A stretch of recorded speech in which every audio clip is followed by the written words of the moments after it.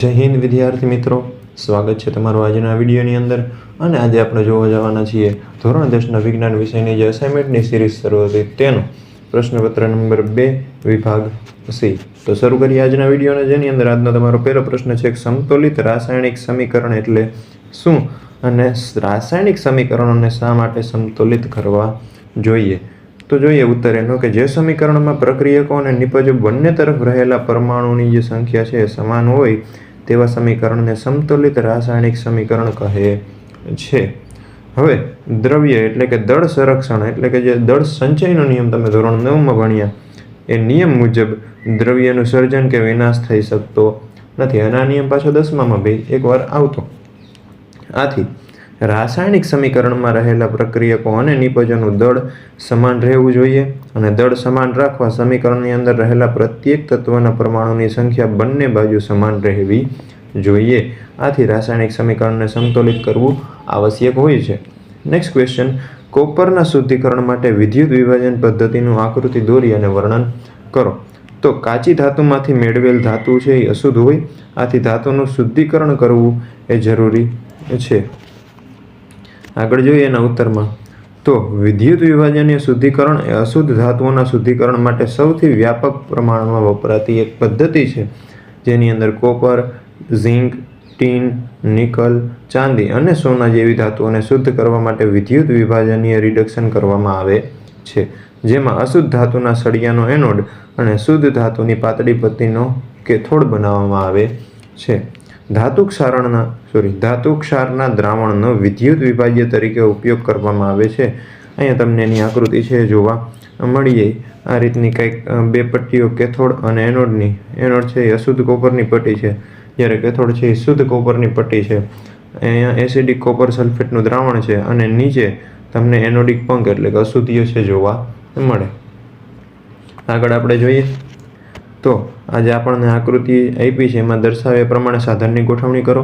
વિદ્યુત વિભાજ્યમાંથી વિદ્યુત પ્રવાહ પસાર કરતા એનોડમાંથી અશુદ્ધ ધાતુ વિદ્યુત વિભાજ્યમાં ઓગળે અને વિદ્યુત વિભાજ્યમાંથી સમતુલ્ય માત્રામાં શુદ્ધ ધાતુ કેથોડ પર જમા થાય છે.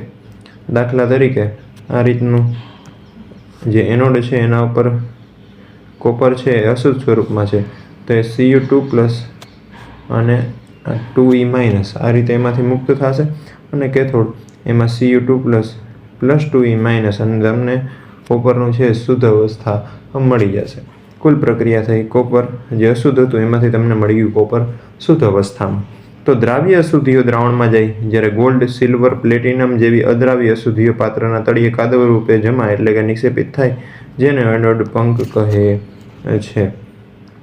નેક્સ્ટ ક્વેશ્ચન જે છે, સંયોજન X અને એલ્યુમિનિયમ વચ્ચેની પ્રક્રિયાનો ઉપયોગ રેલવેના પાટાઓને જોડવા માટે થાય છે. તો સંયોજન Xને ઓળખો. આ પ્રક્રિયા કયા નામથી ઓળખાય છે અને આ પ્રક્રિયાનું રાસાયણિક સમીકરણ લખવાનું છે. તો સૌપ્રથમ તો રેલવેના પાટાઓને જોડવા માટે ઉપયોગ થાય એ સંયોજન એલ્યુમિનિયમ સાથે જે વપરાય છે Fe2O3. હવે આ પ્રક્રિયાને કહેવાય છે થર્મિટ પ્રક્રિયા, અને એનું સમીકરણ Fe2O3 + 2Al. આ રીતનું કંઈક આપણને નિપજ મળશે, 2Fe + Al2O3. જો આ જે ભૌતિક અવસ્થાઓ છે તે તમને કદાચ ધારો કે નથી આવડતી, ન લખો તો કોઈ બહુ મોટા એટલા ઇસ્યુ છે નહીં, પણ આવડતી હોય તો લખી જ નાખવાની, બાકી નથી રાખવાની. નેક્સ્ટ, લડવાની કે દોડવાની ક્રિયાની સ્થિતિમાં કયો અંતઃસ્ત્રાવ સ્ત્રવે છે? પ્રાણી શરીરમાં થતી એની અસરો જણાવો. હવે આ જે ક્રિયાઓ થાય લડવાની કે દોડવાની, ત્યારે એડ્રિનલ ગ્રંથિમાંથી એડ્રીનાલિન, મિસ્ટેક છે અહીંયા, આ રીતનું આવશે બરાબર, એડ્રીનાલિન નામનો અંતઃસ્ત્રાવ છે એ સ્ત્રવે છે. તો એની અસરો કંઈક અહીંયા થોડીક મિસ્ટેક રહી ગઈ છે દીર્ઘઈની. જો કે આપણા વિષયની અંદર ભાષાકીય ભૂલો તો કંઈ બહુ નીકળતી છે નહીં, સાચો શબ્દ વચાવવો જોઈએ બરાબર. તો એડ્રીનાલિનની જે અસરો છે એ હૃદયના ધબકારા વધે એનાથી, પરિણામે આપણા સ્નાયુઓને વધારે ઓક્સિજનનો પુરવઠો મળે છે. બીજું, પાચન તંત્રમાં અને ત્વચામાં નાની ધમનીઓની આસપાસના સ્નાયુઓ સંકોચાઈ જતાં ત્યાં રુધિરની પ્રાપ્યતા ઓછી થઈ જાય, અને આ રુધિરની દિશા આપણા કંકાલ સ્નાયુ તરફ પ્રવાહિત થાય છે. ત્રીજું, ઉરોદર પટલ અને પાંસળીઓના સ્નાયુનું સંકોચન થવાથી શ્વસન દર વધે. આ બધા પ્રતિચાર પ્રાણી શરીરને લડવાની કે દોડવાની જે ક્રિયા છે એની સ્થિતિને પહોંચી વળવા માટે તૈયાર કરે છે.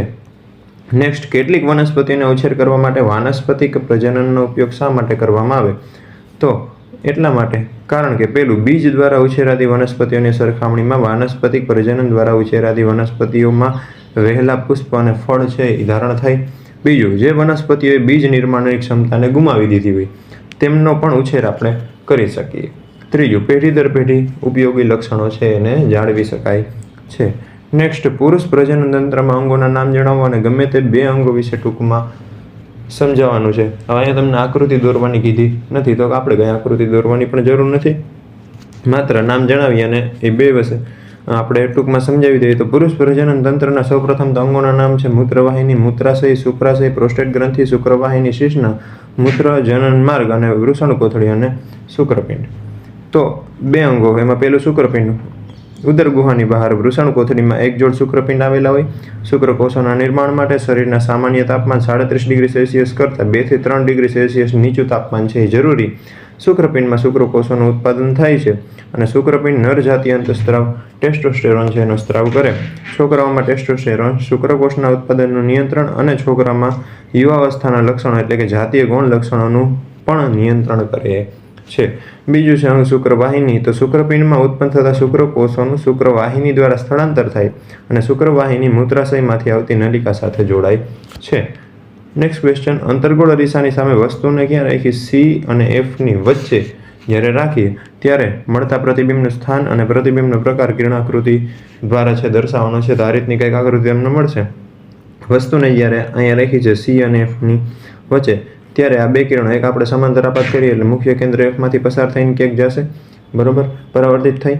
અને બીજું, જ્યારે આપણે આ રીતે આપાત કરશું ત્યારે એ વક્રતા કેન્દ્ર સીમાંથી પસાર થઈ અને જે પહેલા કિરણની જે છે ત્યાં એનું પ્રતિબિંબ કંઈક આ રીતનું આપણને મળશે, બરાબર. તો પ્રતિબિંબનું સ્થાન ક્યાં છે તો કાંઈ વક્રતા કેન્દ્ર સી હતું ત્યાંથી પણ દૂર છે એટલે પ્રતિબિંબનું સ્થાન વક્રતા કેન્દ્રથી દૂર.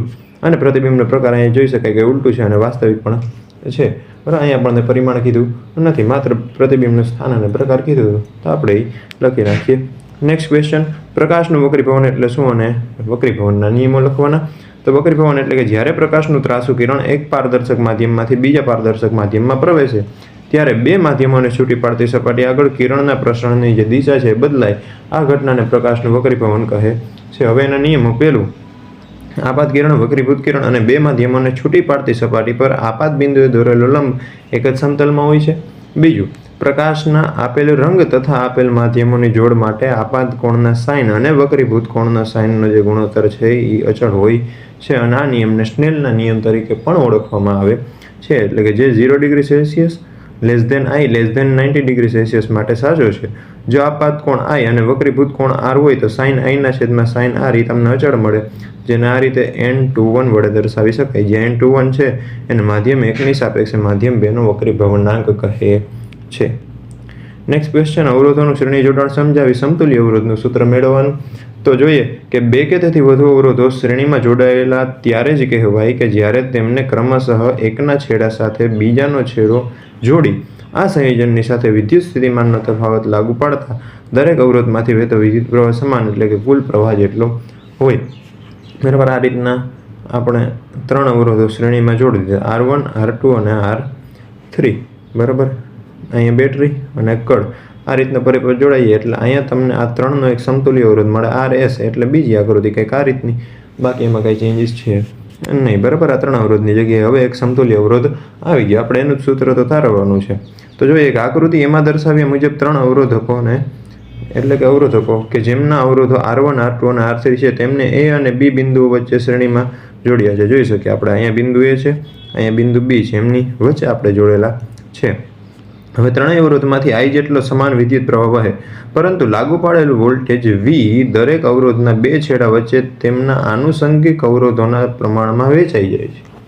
અવરોધો R1, R2 અને R3ના 2 છેડા વચ્ચે વિદ્યુત સ્થિતિમાનના તફાવત અનુક્રમે V1, V2 અને V3 હોય તો V બરાબર થાય V1 + V2 + V3. એટલે આકૃતિમાં આપણી પાસે આ વિદ્યુતનું જે ઉદ્ગમ છે બરાબર એક જ છે, પણ અહીંયા 3 ભાગમાં V1, V2 અને V3ની અંદર વહેંચાઈ જાય, બરાબર. તો આ એક અને આ 3નો સરવાળો એ બે વસ્તુ સમાન થાય એટલે અહીંયા આપણે લખ્યું કે V બરાબર V1 + V2 + V3 એને સમીકરણ નંબર 1 કહી દઈએ.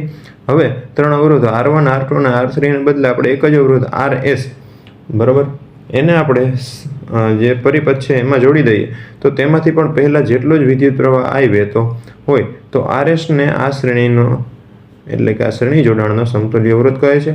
બરાબર, જે આપણને આકૃતિમાં બતાવ્યું. ઓહમનો નિયમ આને લાગુ પાડીએ તો V બરાબર થાય IRS. બરાબર, IS એટલા માટે કારણ કે શ્રેણીની ઇંગ્લિશની અંદર આપણે સિરીઝ કહીએ છીએ એટલા માટે. એને સમીકરણ નંબર 2 કહી દઈએ. સમીકરણ 1 અને 2 પરથી બરાબર અહીંયા આ રીતના IRS લખાવવું જોઈએ. બરાબર, સ્મોલ r આવશે નહીં. IRS બરાબર થાય V1 + V2 + V3. નેક્સ્ટ જોઈએ તો હવે દરેક અવરોધ માટે સ્વતંત્ર રીતે ઓહમનો નિયમ લાગુ પાડી દઈએ તો V1 બરાબર IR1 લખી શકાય, V2 બરાબર IR2 લખી શકાય અને V3 બરાબર લખી શકાય IR3. તો જે સમીકરણ નંબર 1 હતું આ રીતનું V બરાબર V1 + V2 + V3. બરાબર, તો આ ત્રણેય જે આપણને મળ્યા એની કિંમત આમાં મૂકી દઈએ. V બરાબર IRS હતું ત્યાં અહીંયા મૂકી દઈએ તો તમને કંઈક આવું એક સ્ટેપ મળશે. IRS બરાબર IR1 + IR2 + IR3. હવે IRS બરાબર અહીંયા તમને મળશે RS બરાબર R1 + R2 + R3. આ કઈ રીતે મળ્યું તો કે I છે એને હું અહીંયા રાખું છું, કાઉન્સમાં લખું RS. બરાબર, અને આ ત્રણમાંથી I કોમન નીકળે એટલે I. બરાબર, કાઉન્સમાં વધશે R1 + R2 અને +R3. આ સામે સામે થઈ જાય કેન્સલ આઉટ એટલે વધશે RS બરાબર R1 + R2 + R3. આમ શ્રેણી જોડાણનો સમતુલ્ય અવરોધ RS શ્રેણીમાં જોડેલા અવરોધોના સરવાળે જેટલો હોય, જેથી સમતુલ્ય અવરોધ RS મોટામાં મોટા અવરોધ કરતાં પણ મોટો હોય છે. પણ ક્યારે? જ્યારે જોડાણ છે એ શ્રેણી જોડાણ હોય ત્યારે. તો આપણો સેક્શન નંબર C અહીંયા થાય છે પૂરો. આપણે જલ્દીથી જ સેક્શન Dના વિડીયો સાથે મળીશું. ત્યાં સુધી બધાને જય હિન્દ.